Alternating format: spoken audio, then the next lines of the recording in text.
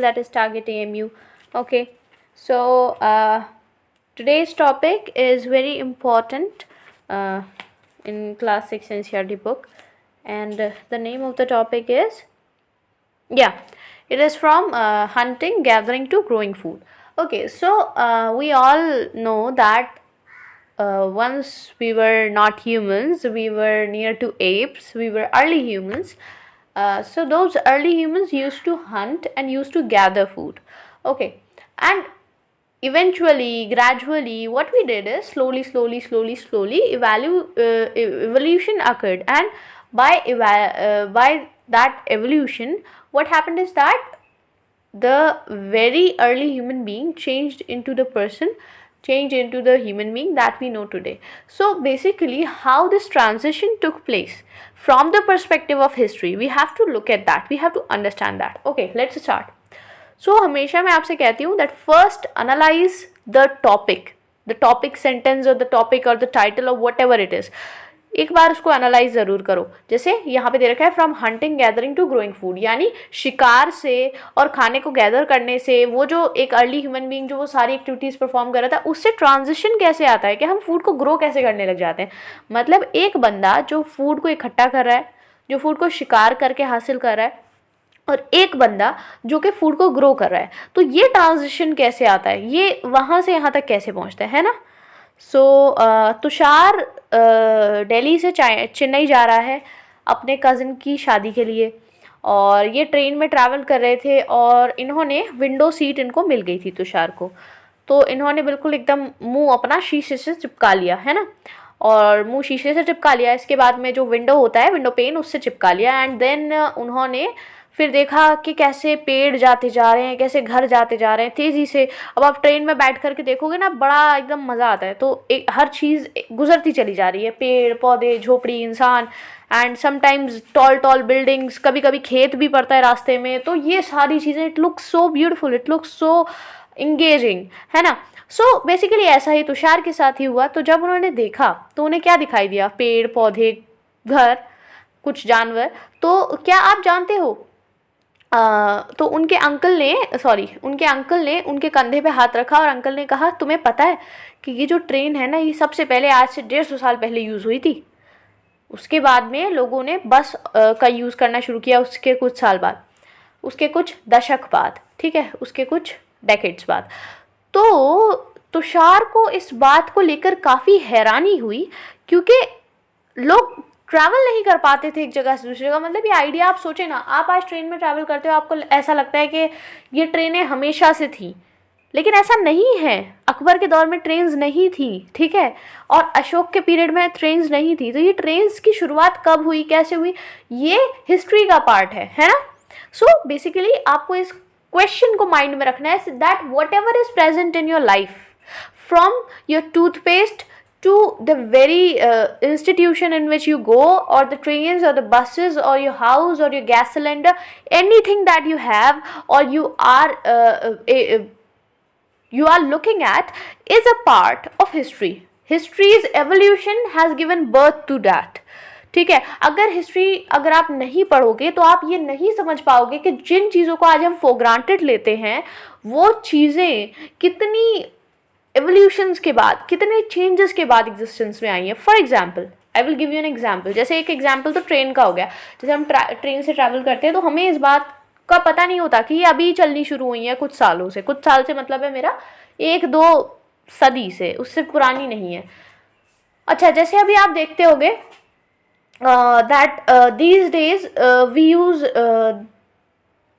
Rubber bands, है ना, हम अपने बाल बांधने के लिए रबर बैंड्स यूज़ करते हैं. But in earlier times people don't use rubber band. वो क्या करते थे, या तो वो कपड़े से बांधते थे या फिर वो कोई और चीज़ यूज़ करते थे, है ना. तो बेसिकली जो ट्रांजिशन आया है ना, उसको समझना ज़रूरी है. या आप जब अपनी दादी से पूछेंगे या अपनी मम्मी से पूछेंगे कि अपने पीरियड में वो क्या यूज़ करती थी, या और कोई पुराना बंदा मिल जाए तो उनसे पूछो कि उनके पीरियड में मतलब क्या चीज़ें थी एंड हाउ दे चेंज्ड, है ना. तो आपको पता चलेगा that what is going on is actually things are getting evolved, यानी वो चेंज हो रही हैं, वो धीरे धीरे बदल रही हैं. तो अर्लीस्ट पीपल जो थे वो चलते क्यों रहते थे एक जगह से दूसरी जगह, रुकते क्यों नहीं थे भाई, रुक जाना चाहिए था, क्यों ट्रैवल करते रहते थे, क्या ज़रूरत थी। सो हम ये जानते हैं कि जो लोग थे जो कि सब कॉन्टिनेंट में रहते थे आज से 2 मिलियन साल पहले, यानी 20 लाख साल पहले बेसिकली, आज हम उन्हें डिस्क्राइब करते हैं एज हंटर गैदरर्स, ठीक है, जो लोग रहते थे आज से 20 लाख साल पहले। सो हम उन्हें हंटर गैदरर्स कहते हैं। हंटर गैदरर जो नाम है वो उस तरीके से आता है जिससे वो अपना खाना कलेक्ट करते थे, जिस तरीके से वो अपना खाना हासिल करते थे। जनरल तरीका ये था कि वो जंगली जानवरों का शिकार करते थे, मछली पकड़ते थे, चिड़िया पकड़ते थे और फ्रूट्स को इकट्ठा करते थे, रूट्स को इकट्ठा किया करते थे, नट्स को, सीड्स को, लीव्स को, स्टॉक को और एग को इकट्ठा किया करते थे और इसी तरीके से उनका खाना पीना चलता था। So this was the generalised way. Now the hunter gatherers moved from place to place. अब आप ये जानते हो कि वो एक जगह से दूसरी जगह चलते रहते थे। अब अगर आपको कोई कहे कि भाई ऐसा है कि हमारे एक रिलेटिव हैं, वो तो कहीं टिकते ही नहीं, वो तो चलते रहते हैं, वो कभी यहाँ कभी वहाँ, तो आपको सुनकर हैरानी होगी कि ऐसा क्यों करते हैं। वो कोई रीज़न होगा ना उसके पीछे, ऐसे ही थोड़ी कोई अपने घर में रहना पसंद नहीं करेगा। तो रीज़न वही हमें आज समझना है, बहुत सारे रीजंस है उसके पीछे। सबसे पहला रीज़न ये है कि अगर वो एक जगह रहते लंबे समय के लिए तो वहाँ का सब कुछ वो खा चुके होते, जो भी वहाँ अवेलेबल प्लांट और एनिमल रिसोर्सेज होते वो सब खा जाते। अब उन्हें रहना तो वहीं है लेकिन वहाँ तो कुछ बचा नहीं है, तो अब क्या खाएंगे, है ना। तो सर्च ऑफ फूड में, यानी जब एक जगह का खाना पीना कम होने लगता था तो वो वहाँ से ट्रैवल करके दूसरी जगह जाते थे जहाँ उन्हें खाने को सामान मिल जाता था। अर्ली ह्यूमन्स की हम बात करें, हंटर गैदरर्स की। दूसरा, जो एनिमल्स हैं वो जगह से जगह मूव करते थे, प्लेस टू प्लेस, है ना। क्यों? क्योंकि या तो छोटे छोटे जो शिकार होते हैं उनके चक्कर में एनिमल्स मूव कर जाते हैं, या फिर डियर और वाइल्ड कैटल की अगर हम बात करें तो घास के सीजन्स होते हैं। और कभी जैसे आपने लोअर ग्राउंड और अपर ग्राउंड देखा माउंटेनियस रीजन पे, तो क्या घास की खोज में वो एक जगह से दूसरी जगह ट्रैवल करते हैं, है ना। तो जानवर अब जब कहीं ट्रैवल करके चला गया तो उस जानवर को जो हंट करने वाला इंसान है वो भी तो उसके पीछे पीछे जाएगा ना। अगर आपका मान लीजिए आपका टारगेट ही कहीं चला जाए तो आपको भी तो टारगेट के पीछे जाना पड़ेगा ना। So that is the point, that is why those who hunted them had to follow their movements. Now the third point why they were on the move, the third point is that plants और trees fruits bear करते हैं, यानी fruits देते हैं वो in different seasons. यानी हर पेड़ पे एक ही सीज़न में फल लगे ये ज़रूरी नहीं है। सेब पे अलग सीज़न में लगेगा, मैंगो पे अलग सीज़न में लगेगा, बनाना पे अलग सीज़न में लगेगा, है ना। So every fruit is seasonal, है ना। सो कुछ फ्रूट्स हो सकते हैं जो आपको थ्रू आउट द ईयर देखने को मिल जाए, लेकिन ज़्यादातर जो फ्रूट्स हैं वो सीजनल होते हैं। जैसे गुआवा की आप बात कर लें तो guava is a seasonal fruit. तो लोग जो हैं वो सीज़न से सीज़न मूव करते थे डिफरेंट काइंड ऑफ प्लांट की सर्च में। चौथी बात यह है कि जो लोग हैं और जो प्लांट्स हैं और जो एनिमल्स हैं उन्हें ज़रूरत होती है पानी की, ठीक है, वाटर की, पानी की ज़रूरत होती है। और पानी मिलता है झीलों में, नहरों में, नदियों में। बहुत सारी नदियाँ और बहुत सारी झील पेरेनियल होते हैं। पेरेनियल का मतलब होता है वो नदी या वो वाटर बॉडी जिसमें पूरे साल पानी रहे। दूसरे सीजनल होते हैं।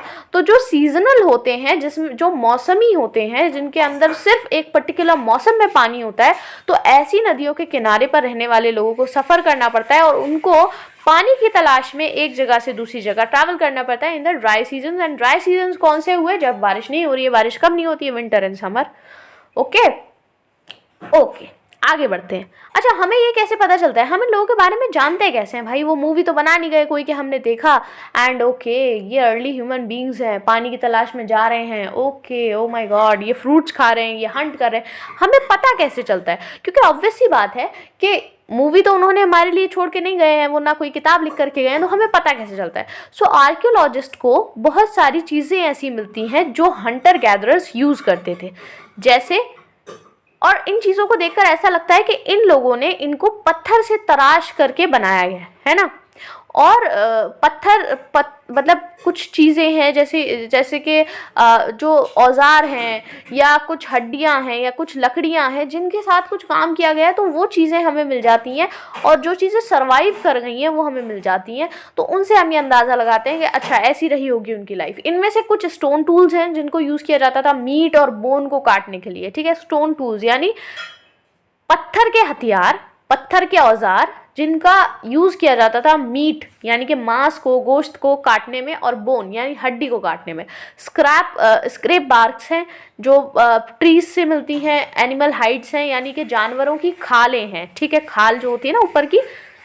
चॉप फ्रूट्स मिलते हैं, रूट्स मिलती हैं। अब एक चीज़ और है कि मतलब मिलते नहीं है ये सब चीज़ें एक्चुअली ये वो चीज़ें हैं जिनको स्टोन टूल की मदद से काटा गया होगा शायद, है ना। फ्रूट्स हो गए। क्यों, हमें ऐसा कैसे पता चलता है? क्योंकि टूल की जो बनावट है ना उसको देखकर आप अंदाज़ा लगा सकते हो। जैसे अगर मेरे घर में आपको एक छुरी मिले जो कि काफ़ी ब्लंट है, तो आप कहोगे कि हो सकता है ये छुरी कभी यूज़ ही नहीं हुई, है ना। क्यों? क्योंकि वो ब्लंट ही इसलिए है क्योंकि उसको कभी यूज़ नहीं किया गया। वो जो नाइफ है वो ब्लंट ही इसलिए है ना। अगर कोई बहुत शार्प नाइफ मिले तो आप कहोगे कि ये ज़रूर कोई मतलब ये रोज़ काम में आता होगा या इससे ये चीज़ें काटी जाती होंगी। सो बेसिकली रीज़न ये है कि आप उस टूल को देख करके, उसकी बनावट को देख करके ये समझ जाओगे कि अच्छा इसका यूज़ ही रहा होगा, अच्छा इसका यूज़ ये रहा होगा। सो बेसिकली कभी कभी आप ये देखोगे कि इनमें से कुछ चीज़ें जैसे कि बोन्स के हैंडल्स हैं या वुड के हैंडल्स हैं, तो वो हैंडल्स स्पीयर बनाने के लिए या एरो बनाने के लिए, हंटिंग के एरो बनाने के लिए यूज़ होते थे। दूसरे टूल्स भी यूज़ किए जाते थे वुड को चॉप करने के लिए, जो कि एज अ फायर वुड यानी आग जलाने के लिए लकड़ी यूज़ होती है, उसके लिए यूज़ किया जाता था दीज टूल्स, है ना। और वुड का यूज़ झोपड़ी बनाने के लिए और औजार बनाने के लिए भी किया जाता था। स्टोन टूल्स में also have been used for left digging the ground to collect edible roots, right, stitching cloths made out of animal skin, ठीक है। सो स्टोन टूल का दो यूज़ हो सकते हैं, एक तो ज़मीन को खोद करके उसमें से जड़ें निकालना, खाने लायक जड़ें निकालना, और दूसरा खाल को पत्थर की सुई की मदद से सीना, है ना। तो ये दो बेस्ट यूज़ हो सकते हैं stone needle. Okay, now choose a place to live in. एक जगह चुननी है आपको, मतलब आपको नहीं चुननी है, एक जगह वो लोग कैसे चुनते होंगे रहने के लिए। तो अगर आप मैप 2 पे देखो तो यहाँ पे सभी जगहें रेड ट्रायंगल से मार्क्ड हैं, और वो सभी जगहें जो हैं ये वो जगहें हैं जहाँ पे हमें हंटर गैदरर सोसाइटीज़ के एविडेंस मिलते हैं, सबूत मिलते हैं। हंटर गैदरर्स बहुत सारी जगहों पर रहे, इनमें से कुछ जगहें ही सिर्फ मैप पर शो की गई हैं। बहुत सारी साइट्स वाटर सोर्सेज के पास लोकेटेड हैं, जैसे कि रिवर्स और लेक्स, है ना। जैसे कि बुरज़ाहूम की बात करें तो बुरज़ाहूम, मेहरगढ़, अच्छा सिर्फ रेड ट्रायंगल की बात करनी है, ओके। भीमबेटका, हुंसकी, कुरनूल केव्स, है ना। ये 3 जगह जो है ये पैलियोलिथिक साइट्स हैं। इसके बाद नियोलिथिक साइट्स की अगर हम बात करें तो नियोलिथिक साइट्स हैं बुरज़ाहूम, मेहरगढ़, कुलदिवा, ओके, महागढ़ा, ओके, चिरांद, दाऊजली, हडिंग, उसके बाद में Hallur, Paiyampalli. Next is megalithic sites, so we have some megalithic sites as well. Brahmagiri, ये थोड़ा मिसप्रिंट है, आदि चन्नालूर है शायद ये, है ना, मिसप्रिंटेड है। और अर्ली विलेजेस कौन कौन से हैं हमारे पास? इनाम गाँव है, इनाम गाँव ही है बस, हाँ। इसके बाद मॉडर्न सिटीज़ कौन कौन सी हैं? कोलकाता है, मुंबई है ना। तो ये एक मैप का आइडिया देने के लिए यहाँ पर बता रखा है। तो स्टोन टूल्स बहुत इंपॉर्टेंट हैं, तो इनकी लोग कोशिश करते हैं कि कहाँ पे उनको गुड क्वालिटी स्टोन मिले ताकि वो अच्छे से अपने टूल बना सकें। अच्छा, जैसे भीमबेटका की बात करें तो भीमबेटका प्रेजेंट डे मध्य प्रदेश में है। ये एक ओल्ड साइट है, यहाँ पर केव्स हैं, रॉक शेल्टर्स हैं, और लोग इन नेचुरल केव्स को यूज़ करते थे क्योंकि उन्हें यहाँ पर रेन से शेल्टर मिलता था, हीट से शेल्टर मिलता था, विंड से शेल्टर मिलता था। और ये जो रॉक शेल्टर्स हैं ये नर्मदा वैली के काफ़ी पास हैं। और क्या आप सोच सकते हो कि क्यों लोग इन जगहों को चुनते होंगे रहने के लिए? अच्छा, रॉक पेंटिंग्स की बात करें और रॉक पेंटिंग से हमें क्या पता चलता है, इसकी थोड़ी सी बात कर लेते हैं।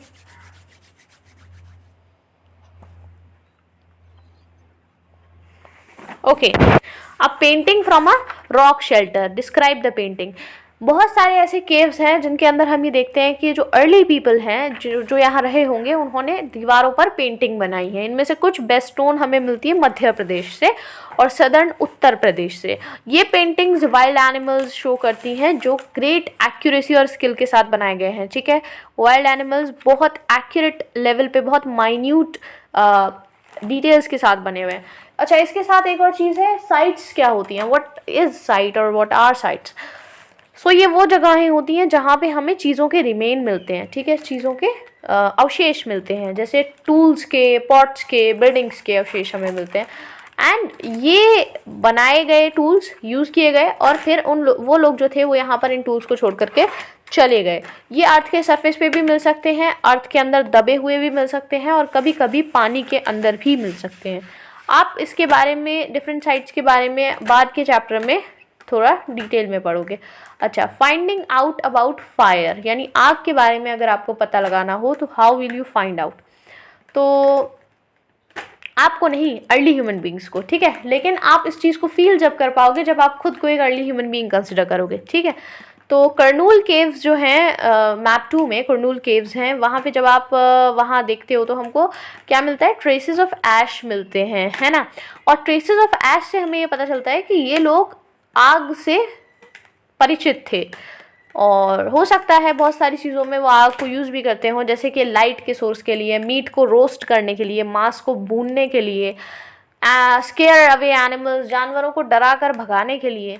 अच्छा, आज हम आग को क्यों यूज़ करते हैं, इन्होंने क्वेश्चन पूछा है। तो आज हम आग को कहाँ कहाँ यूज़ करते हैं, सबसे पहले घर में डोमेस्टिक यूज़ के लिए हम खाना बनाते हैं, ठीक है। उसके बाद में अगर हम देखें तो इंडस्ट्रियल लेवल पे आग का यूज़ होता है। सो आग तो आज भी यूज़ होती है। नेम एंड डेट्स, अब कुछ नाम हैं और कुछ डेट्स हैं जो अगर आप याद कर लें तो आगे की जर्नी हिस्ट्री के साथ आपकी बहुत सुखद हो जाएगी, ठीक है। और नहीं याद करेंगे तो हर वक्त ये नाम आपको परेशान करेंगे। आर्कियोलॉजिस्ट ने लेंदी नेम्स दिए हैं for the time that we are studying, जिस समय की हम बात कर रहे हैं उस समय के लिए उन्होंने काफ़ी लंबे चौड़े नाम दिए हैं, ठीक है। अर्लीस्ट पीरियड को वो पैलियोलिथिक कहते हैं। ये दो ग्रीक शब्दों से मिलकर बना है, पेलियो जिसका मतलब होता है ओल्ड और लिथोस जिसका मतलब होता है स्टोन। अच्छा, जो पैलियोलिथिक शब्द है वो जो स्टोन टूल्स के हमें फाइंड्स मिलते हैं उनकी इंपॉर्टेंस की तरफ इशारा करता है। Palaeolithic period 2 million year ago से 12,000 ईयर अगो तक एक्सटेंड करता है। ये जो लंबा स्ट्रेच है 2 मिलियन से 12,000 तक का, इसको दो पार्ट में डिवाइड किया गया है, इसको 3 पार्ट में डिवाइड किया गया है, lower Palaeolithic, middle Palaeolithic and upper Palaeolithic. ये जो लॉन्ग स्पैन ऑफ टाइम है ये 99% ह्यूमन हिस्ट्री को कवर कर लेता है और बची हुई जो हिस्ट्री है वो सिर्फ 1% के बराबर है, ठीक है। ये जो पीरियड है जब हम इन्वायरमेंटल चेंजेस होते हुए देख रहे हैं और जो इन्वायरमेंटल चेंजेस 12,000 साल पहले शुरू हुए, फिर शुरू होकर के 10,000 साल पहले तक वो रहे, और इन चेंजेस को हमने कहा मीजोलिथिक और मिडिल स्टोन टूल्स जो हमें इस पीरियड के दौरान मिलते हैं वो जनरली छोटे होते हैं, उनको हम माइक्रोलिथ्स कहते हैं। माइक्रोलिथ्स प्रोबेबली उनको एक हैंडल से जोड़ दिया जाता है, बोन का हैंडल होता है या वुड का हैंडल होता है, और उससे उसको जोड़ दिया जाता है ताकि टूल्स बनाए जा सके, जैसे कि सॉज हो गए, सिकल्स हो गई। सो इसी समय ओल्डर वेराइटीज़ ऑफ टूल भी एग्जिस्ट कर रही हैं, है ना, और यूज़ में हैं। और जो अगली स्टेज है जो कि 10,000 साल के बाद आती है उसको हम कहते हैं नियोलिथिक एज।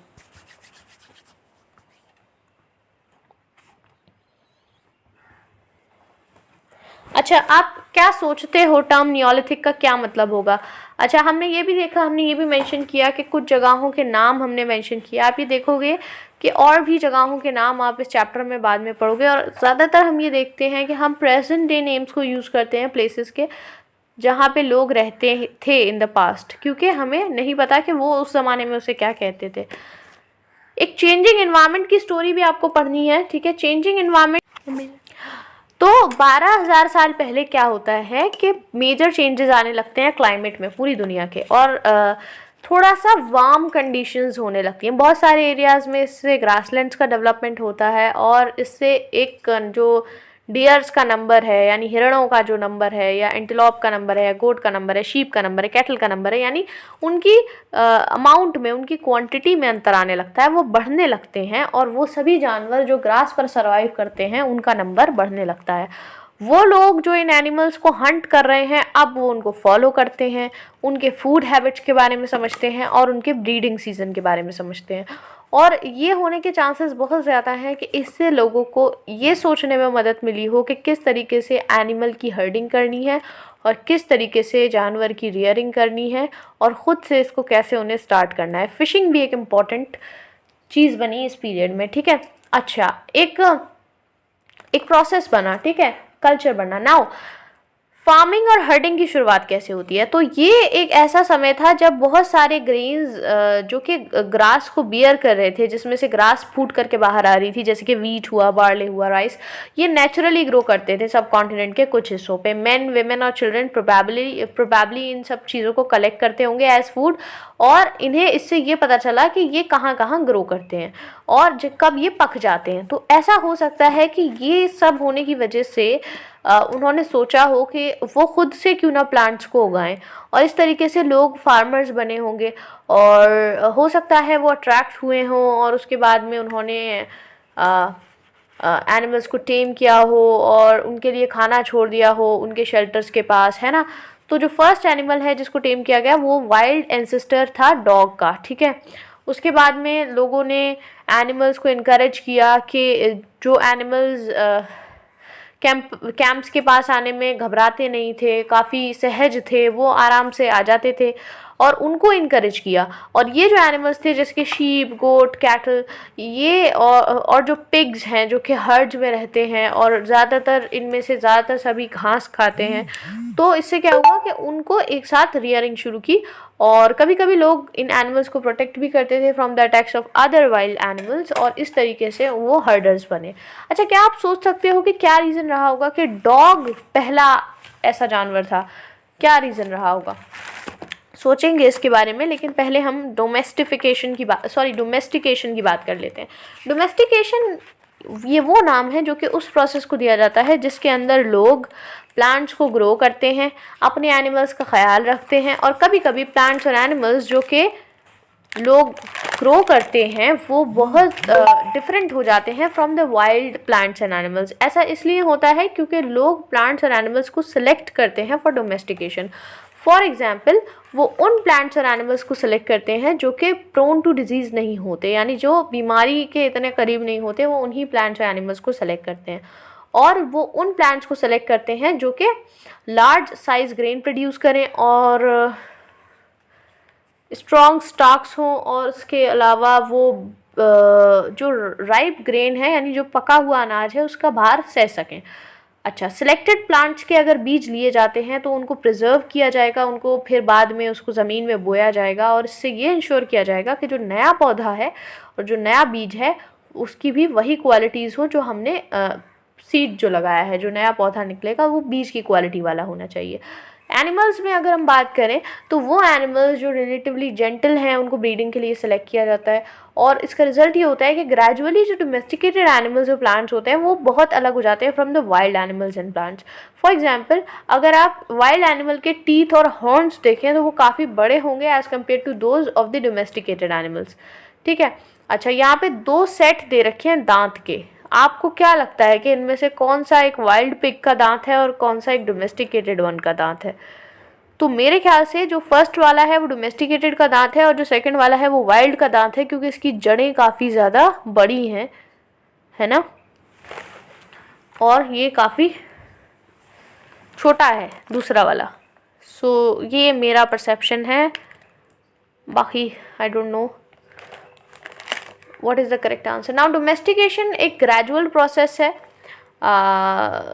ग्रेजुअल प्रोसेस है जो बहुत पार्ट्स में हुआ वर्ल्ड के, और आज से 12,000 साल पहले डोमेस्टिकेशन शुरू हुआ। वर्चुअली सभी प्लांट्स और एनिमल प्रोड्यूस जो था, जो हम फूड की तरह यूज़ कर रहे थे, वो मतलब आज जो हम फूड की तरह यूज़ करते हैं उनमें से सभी प्लांट्स और सभी एनिमल्स वो डोमेस्टिकेशन की वजह से ही पॉसिबल हो पाया है। अर्लीस्ट प्लांट्स की अगर हम बात करें जिनको डोमेस्टिकेट किया गया तो वो थे वीट और barley.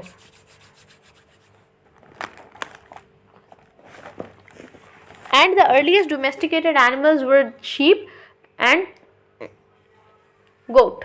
Okay, so now ways in which grain was use. Grain को किस किस तरीके से यूज़ किया जा सकता है? So as seed, as food, as gift, store for good, है ना। New way of life. अब जाहिर सी बात है, कोई इंसान जो कि अभी तक सिर्फ ट्रैवल कर रहा था एक जगह से दूसरी जगह, अब वो सेटल हो गया है। तो अगर आप किसी सीड को प्लांट करोगे तो आप नोटिस करोगे कि उसे कुछ समय लगता है ग्रो करने में, और ये समय बहुत दिन का भी हो सकता है, हफ्तों का भी हो सकता है, महीनों का भी हो सकता है, और कभी कभी सालों का भी हो सकता है। तो जब लोगों ने प्लांट्स को ग्रो करना शुरू किया तो इसका मतलब ये था कि उनको सेम प्लेस पे लंबे समय तक टिकना होगा, लंबे समय तक रहना होगा, और उस प्लांट का ख्याल रखना होगा, उसे पानी देना होगा, उसके आसपास जो फालतू घास उग आई है उसको हटाना होगा, और जो जानवर उस पौधे को नुकसान पहुंचा सकते हैं उन जानवरों को वहाँ से हटाना होगा, बर्ड्स को भगाना होगा, है ना, हटाना होगा, जब तक कि जो अनाज है वो पककर तैयार नहीं हो जाता, पक नहीं जाता, ठीक है। उसके बाद में उसको यूज़ किया जाना चाहिए बहुत ध्यान से, जो पका हुआ अनाज है। अब क्योंकि जो अनाज है उसको स्टोर करना होगा खाने के लिए भी और अगले सीज़न में बीज लगाने के लिए भी, तो अब इसके स्टोरिंग के बारे में भी सोचना पड़ेगा लोगों को। तो बहुत सारे एरियाज़ में उन्होंने बड़े बड़े क्ले के पॉट्स बनाने शुरू कर दिए, या वो बास्केट्स बनाने शुरू कर दिए, बुने हुए बास्केट्स बनाने शुरू कर दिए, वो बास्केट्स, या फिर उन्होंने मिट्टी के अंदर, ज़मीन के अंदर छोटे छोटे पिट्स, गड्ढे खोद लिए। तो क्या आपको लगता है कि हंटर गैदरर्स ने पॉट्स बनाए होंगे और उनको यूज़ किया होगा अपने आंसर के लिए? रीज़न दीजिए। स्टोरिंग की अगर हम बात करें तो स्टोरिंग एनिमल्स, यानी जब जानवरों को किस तरीके से स्टोर किया होगा, तो एनिमल्स मल्टीप्लाई नेचुरली, यानी एनिमल्स जो हैं वो खुद ही खुद बढ़ाते हैं अपनी पॉपुलेशन। इसके अलावा अगर उनको ध्यान रखा जाए, उनको केयर प्रोवाइड की जाए, तो वो मिल्क प्रोवाइड करते हैं। मिल्क एक इम्पॉर्टेंट सोर्स है फूड का। मीट प्रोवाइड करते हैं, जब भी आप चाहो काट लो, है ना। बेसिकली अर्ली ह्यूमन बीइंग का तो यही तरीका था। तो दूसरे वर्ड्स में अगर हम कहें तो एनिमल्स जो रियर किए जा रहे हैं उनको स्टोर भी करना होगा फॉर फूड, है ना। और एक तरीके से वो खाने का स्टोर हाउस भी है। आप जब भी चाहो, मान लो आप कहीं ट्रैवल कर रहे हो, एंड अगर अर्ली ह्यूमन बीइंग कहीं ट्रैवल कर रहा है और उसके साथ कोई बकरी है और उसको अचानक भूख लगी आती है, तो बस स्टोर खोला, खा लिया खाना, काटा बकरी को, है ना। तो ये स्टोर ऑफ फूड रहे होंगे उनके लिए। इसके अलावा अपार्ट फ्रॉम फूड के अलावा दूसरी चीज़ें क्या रही होंगी जो एनिमल्स से ऑब्टेन की गई होंगी? तो बेसिकली जो कपड़े वो पहन रहे थे, जो स्किन वो पहन रहे थे, वो भी एनिमल से ही ऑब्टेन की गई होगी। और आज एनिमल्स किस काम के लिए यूज़ किए जाते हैं? तो आज भी एनिमल्स वैसे तो और भी काफ़ी दूसरे कामों के लिए यूज़ किए जाते हैं, लेकिन बेसिक जो यूज़ है उनका वो यही है। जो डोमेस्टिकेटेड एनिमल्स हैं, जैसे गोट हो गया, बफेलो हो गई, है ना, तो ये जो एनिमल्स हैं इनको बेसिकली मीट के लिए और मिल्क के लिए ही ग्रो किया जाता है। अच्छा, finding out about the first farmers and herders. अगर हम दुनिया के सबसे पहले फार्मर्स और हर्डर्स के बारे में पता लगाना चाहें, तो अगर हम मैप 2 को देखते हैं तो हम ये नोटिस करेंगे कि बहुत सारे ब्लू स्क्वायर्स हैं, और हर ब्लू स्क्वायर एक साइट को मार्क करता है जहाँ से आर्कियोलॉजिस्ट को एविडेंस मिले हैं अर्ली फार्मर्स के और हर्डर्स के। ये सब कॉन्टिनेंट में अलग अलग जगह से मिले हैं और लगभग सभी जगह से मिले हैं। सबसे इम्पॉर्टेंट जो हैं वो है नॉर्थ वेस्ट के, और north west present day Kashmir में हम देखते हैं, ईस्ट में हम देखते हैं, और साउथ इंडिया में हम देखते हैं। एंड ओके, अगर हम ये पता लगाना चाहते हैं कि क्या ये साइट्स फार्मर्स और हर्डर्स के सेटलमेंट्स थे, तो इसके लिए scientist evidence of plant and animal bones को भी स्टडी करते हैं। और एक एक्साइटिंग, मतलब सबसे ज़्यादा एक एक्साइटिंग फाइंड के अंदर हम ये देखते हैं कि उसमें बर्न्ड ग्रेन के रिमेन्स हैं, यानी जले हुए अनाज के हमें अवशेष देखने को मिलते हैं। और हो सकता है कि एक्सीडेंटली अनाज जल गया हो या उसे किसी पर्पस से अनाज को जलाया गया हो। साइंटिस्ट इन ग्रेन्स को आइडेंटिफाई कर सकते हैं, और हम जानते हैं कि बहुत सारी crops different parts of the sub continent में ग्रो की जाती थी, और उन बोन्स हैं अलग अलग एनिमल्स की, उनको भी आइडेंटिफाई किया जा सकता है। Now towards a settled life, एक सेटल्ड लाइफ की तरफ अब किस तरीके से ह्यूमन बीइंग बढ़ते चले जा रहे हैं। एक from the very nomadic life they are becoming settled. So archaeologist ऐसा देखते हैं कि उनको हट्स के, हाउसेस के ट्रेसेस मिलते हैं, यानी जगह जगह छोटी छोटी हट्स और हाउसेस बने हुए हैं। फॉर इंस्टेंस, यानी एक वाक़े की अगर हम बात करें तो बुरज़ाहोम में, जो कश्मीर में है, लोगों ने वहाँ पर पिट हाउसेस बनाए हुए थे। पिट हाउसेस को ग्राउंड में डिग करके, यानी मिट्टी को बाहर निकाल के ग्राउंड में डग करके, और सीढ़ियाँ बनाई जाती हैं जिसके अंदर से आप फिर पिट हाउस में चले जाते हो। तो हो सकता है कि ये पिट हाउसेस ठंडे वेदर में एक छत प्रोवाइड करते हैं, एक शेल्टर प्रोवाइड करते हैं। आर्कियोलॉजिस्ट को ये भी पता लगा है कि कुकिंग हट भी होते थे both inside and outside the हट, जो कि ये सजेस्ट करते हैं कि वेदर पे डिपेंड करना, लोग कितने ज़्यादा डिपेंड थे वेदर के ऊपर कि लोग जो हैं वो बाहर भी खाना पका लें और अंदर भी खाना पका लें, इसलिए दोनों ही जगह वहाँ पे हर्थ हैं, कुकिंग हर्थ। और इसके अलावा यहाँ पे आपको एक पिट हाउस ड्रॉ करना है। स्टोन टूल को हमें बहुत सारी साइट्स से इकट्ठा करना है, हमें मिलते हैं बहुत सारी साइट से स्टोन टूल्स, और इनमें से बहुत सारे स्टोन टूल्स जो हैं वो अर्लियर पैलियोलिथिक टूल्स से काफ़ी ज़्यादा अलग हैं, और इसी वजह से इनको नियोलिथिक कहा जाता है। ये इन टूल्स के अंदर हम ये देखते हैं कि इनमें ये पॉलिश्ड हैं, और इनके कटिंग एजेस काफ़ी फाइन हैं। मोटार्स और पेटल्स को यूज़ किया गया है ग्रेन को ग्राइंड करने के लिए और दूसरे प्लांट प्रोड्यूस को ग्राइंड करने के लिए। मोटार्स और पेस्टल्स जो हैं इनको ग्रेन ग्राइंडिंग के लिए आज भी यूज़ किया जाता है, बहुत सेवरल थाउजेंड ईयर्स अगो। और इसी समय अगर हम देखें तो पैलियोलिथिक टाइप के जो टूल्स हैं वो आज भी बनते हैं, इस्तेमाल होते हैं। और हमें ये याद रखना चाहिए कि कुछ टूल्स बोन के भी बने हुए थे, हड्डी के भी बने हुए थे, ठीक है। अच्छा, बहुत सारे तरीके के अर्दन पॉट्स हमें यहाँ पर देखने को मिलते हैं। ये जो अर्दन पॉट्स हैं ये कभी कभी डेकोरेटेड होते हैं और इनको चीज़ों को स्टोर करने के लिए यूज़ किया जाता है। लोगों ने पॉट्स का यूज़ करना शुरू किया फूड पकाने के लिए, खाना पकाने के लिए, स्पेशली ग्रेन्स जैसे कि राइस, व्हीट और लेंटल्स, जो कि अब एक इम्पॉर्टेंट पार्ट बन गए हैं हमारी डाइट का। इसके अलावा उन्होंने कपड़े पहनने शुरू किए, ठीक है, कपड़े बुनने शुरू किए, वीविंग शुरू की, नॉट वियरिंग, इट्स वीविंग, यानी बुनना शुरू किया कपड़े को। और अलग अलग तरीके के मटेरियल को यूज़ करके उन्होंने कपड़े की बुनाई शुरू की, जैसे कि कॉटन, जिसको ग्रो किया जा सकता था, ठीक है। और क्या हर जगह एक साथ चेंजेस आए होंगे? नहीं, ऐसा नहीं है। बहुत सारे एरियाज़ में मेन एंड वेमेन स्टिल आज भी हंट करते हैं, फूड गैदर करते हैं। और दूसरी जगह मतलब उस टाइम भी ऐसे ही था कि कहीं पर लोग फार्मिंग और हर्डिंग को स्लोली अडॉप्ट कर रहे थे, कहीं पर लोग हंटिंग गैदरिंग कर रहे थे। सो सेवरल थाउजेंड ईयर्स, यानी बहुत सालों के साथ ये चेंज आता है, that finally people are adopting the farming and herding method of life. इसके अलावा कुछ केसेस में लोगों ने इन एक्टिविटीज़ को कंबाइन करने की भी कोशिश की है, यानी अलग अलग चीज़ें करने की कोशिश की है डिफरेंट सीजन्स के पीरियड में। आपको क्या लगता है, क्या इस जार में क्या स्टोर किया जाता होगा? ठीक है, okay.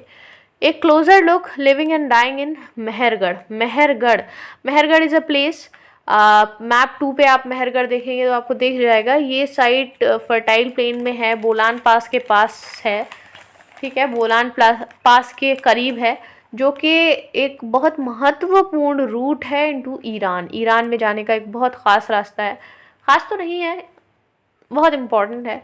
Mehrgarh probably one of the places, उनमें से एक जगह है जहाँ पर लोगों ने बार्ले और वीट को ग्रो करना सीखा, लर्न किया, जाना, और शीप और गोट को रियरिंग शुरू की for the first time in this area, ठीक है। इस पूरे एरिया में फर्स्ट टाइम ऐसा यहीं पर हुआ था। और यहाँ एक सबसे पुराना गांव भी है जिसके बारे में हम जानते हैं। और इस साइट पे बहुत सारे एनिमल बोन्स हमें मिलते हैं, वाइल्ड एनिमल के बोन्स मिलते हैं जैसे कि डियर और पिग, और हमें शीप और गोट के बोन्स भी मिलते हैं। दूसरे फाइंड्स मेहरगढ़ में हैं जिनमें स्क्वायर या रेक्टेंगल हाउसेस बने हुए हैं, उनके रिमेन्स हमें मिलते हैं। और हर हाउस के अंदर 4 या उससे ज़्यादा कंपार्टमेंट्स हैं, और इनमें से कुछ का यूज़ किया जाता है स्टोरेज के लिए। एंड जब लोग मर जाते हैं तो उनके रिलेटिव्स और फ्रेंड्स को जनरली रिस्पेक्ट देते हैं, मरे हुए लोगों को वो रिस्पेक्ट देते हैं, रिलेटिव्स एंड फ्रेंड्स, और लोग उनका ख्याल रखते हैं, क्योंकि ऐसा बिलीफ शायद रहा हो कि ज़िंदगी मतलब मरने के बाद एक और ज़िंदगी मिलेगी। एंड बरियल्स एक ऐसा ही अरेंजमेंट है। बहुत सारी बरियल साइट्स हमें मेहरगढ़ में देखने को मिलती हैं।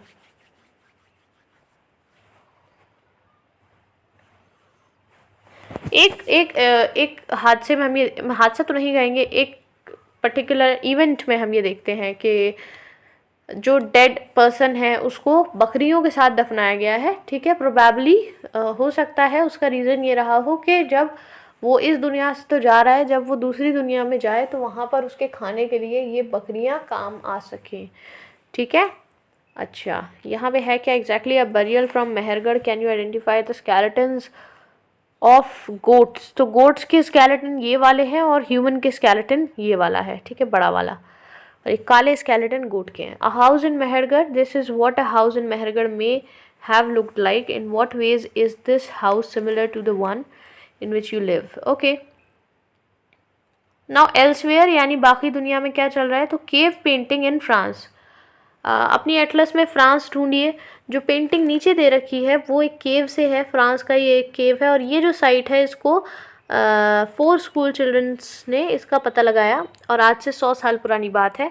और इस तरीके की पेंटिंग्स 20,000 से 10,000 साल पहले बनी होंगी। इनमें से बहुत सारी एनिमल्स की हैं, जैसे कि वाइल्ड हॉर्सेस, ऑरोस्ट, और एक ओल्डर वाइल्ड फॉर्म है कैटल की, और आपका bison, bull, rhinoceros, reindeer and bear, जो कि ब्राइट कलर्स से जिनको पेंट किया गया है। ये जो कलर्स हैं ये मिनरल्स से बनाए गए हैं, जैसे कि ऑक्रे या आयरन ओर और चारकोल। और ये पॉसिबल है कि ये जो पेंटिंग्स हैं इनको सेरेमोनियल ओकेजन्स पे किया गया हो, या हो सकता है कि ये स्पेशल किसी रिचुअल के लिए बनाई गई हो, जो कि हंटर्स परफॉर्म करते होंगे खाने की सर्च में निकलने से पहले, खाने की खोज में निकलने से पहले, है ना। तो क्या आप सोच सकते हैं किसी और रीज़न के बारे में कि ऐसी पेंटिंग्स क्यों बनाई गई होंगी? ठीक है। अच्छा, एल्सवेयर में एक नियोलिथिक साइट के बारे में भी है। तुर्की अपने एटलस में ढूंढिए। तुर्की बहुत फेमस स्थानों में से एक है ऑफ द नियोलिथिक साइट्स। यहाँ पे काताल हुयूक है जो कि तुर्की में है, और बहुत सारी चीज़ें हमें ग्रेट डिस्टेंसेस से मिलती हैं। जैसे हमें सीरिया से फ्लिंट मिलता है, कौड़ी जिसको हम कहते हैं वो हमें रेड सी से मिलती हैं, शेल्स मिलते हैं हमें फ्रॉम द मेडिटेरेनियन सी, एंड उन सभी चीज़ों को इस सेटलमेंट में यूज़ किया जाता है। और हमें याद रखना है कि कोई कार्ड्स नहीं है, ज़्यादातर चीज़ें जो हैं उनको लोग अपने पीठ पे या फिर अपने जानवरों का जो ग्रुप है उसकी पीठ पे लेकर के जा रहे हैं, जैसे कि कैटल, है ना।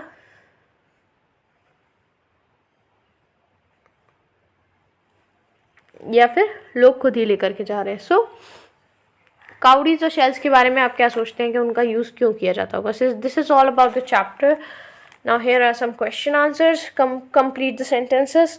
Hunter gatherers choose to live in caves and in rock shelters because grassland developed around dash years. Now why do people who grow crop have to stay in the same place for a long time? And list 3 ways in which hunter gatherers used fire. Would you use fire for any of these purposes only? Okay, so this is all about the chapter. Okay, thank you for watching this video, and if you like this video then please subscribe to my channel. Thank you.